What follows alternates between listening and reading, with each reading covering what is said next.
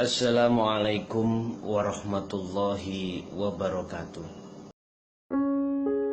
Bapak Ibu saudaraku dimanapun Anda berada, dalam ajaran tauhid atau ajaran hakikat menuju ma'rifat, ajaran tauhid itu ajaran di mana hati diajak untuk mengesahkan pada Allah. Tentunya bisanya mengesahkan pada Allah, hati juga diajarkan satu ilmu bagaimana cara untuk menafikan dalam hati selain daripada Allah Subhanahu wa Ta'ala. Itu cirinya ilmu tauhid. Di situ tentunya mengenal dengan kata-kata wahdatul wujud, atau sering digunakan oleh seseorang dengan bahasa Jawa, manunggaling kawula kelawan Gusti. Ini perlu kami tegaskan dan kami pahamkan yang bagaimana yang dimaksud wahdatul wujud itu. Sebab di tengah masyarakat ini sering dipersoalkan oleh karena saking minimnya kefahaman tentang wahdatul wujud inilah banyak di antara mereka-mereka umat ini saling menyalahkan. Apa wahdatul wujud itu? Bapak Ibu, kalau hanya faham ilmunya tetapi belum praktek atau lakunya, saya anggap belum paham. Sebab wahdatul wujud ya, ini nanti arahnya adalah seakan-akan manusia itu menuhankan diri sebagai Tuhan. Artinya mengakui dirinya sebagai Tuhan seakan-akan. Padahal wahdatul wujud itu adalah sempurnane, atau maksudnya innalillahi wa inna ilaihi raji'un, sempurnane tingkatan manusia dari syariat sampai ke ma'rifat Allah. Dan ini oleh karena sering diantara umat ini nggak paham, sehingga menyalahkan apa yang pernah terjadi pada diri Syekh Siti Jenar ataupun terhadap Al-Halat ya. Memang kalau kita lihat dari satu sisi, seakan-akan beliau itu mengikrarkan itu kalimatnya ana al-haq, Bapak Ibu. Tetapi satu sisi dalam kesempurnaan satu ilmu dan amal yang disebut ma'rifat pada Allah, ma'rifatullah, alanya ini dibawa keluar. Akhirnya di luar ini banyak yang gak paham, maka terjadilah satu fitnah. Akhirnya mengatakan itu kafir, darahnya halal dialirkan. Subhanallah. Kita belajar ilmu hakikat ini atau ilmu tauhid ini, substansinya itu adalah bagaimana diri ini bisa menjalankan penafian selain daripada Allah.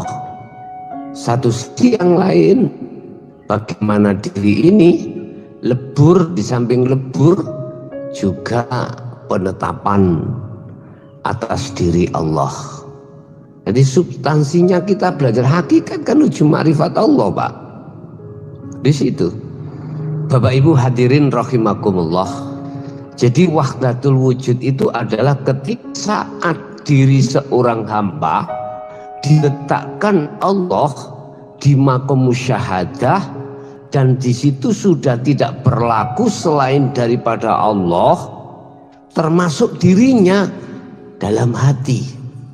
Ya wis ora eneng boten wonten wujud saliyane Allah iki sudah tidak ada. Jadi yang ada di situ cuma wujudnya Allah. La maujudan illallah. Ya wis ra enek wujud saliyane Allah, ya wis ra eneng. Bapak Ibu hadirin, Saudaraku yang kami hormati, lah ketika saat apa yang ada di ma'rifat Allah itu yang kami sebut sebagai wahdatul wujud, itu dibawa keluar,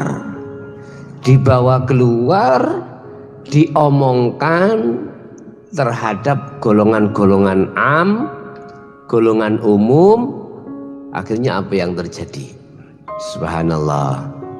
Jangan dikira wahdatul wujud atau manunggaling kawula Gusti iku kawula bisa tunggal dadi siji ambek Allah. Oh enggak, bukan. Yang namanya ahad itu bagaimana tak? Qul huwallahu ahad. Katakan Muhammad, huwa utawi hidup iku Allah, jenenge Allah, namanya Allah iku ahadun esa. Kelegalan diri Allah itu esa. Hati ini bisa sampai ke esa manakala di dalam hati sudah tidak tertampil selainnya. Itu loh namanya manunggal kawula Gusti.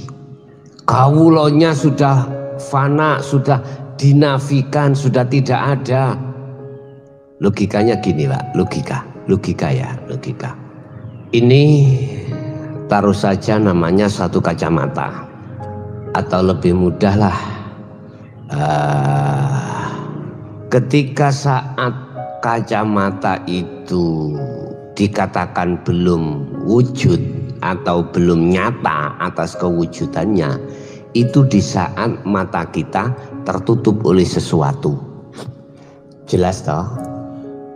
Oleh karena mata ini tertutup oleh sesuatu, yaitu kain ini, maka jelas di situ tidak akan tampil nyatanya wujudnya kacamata.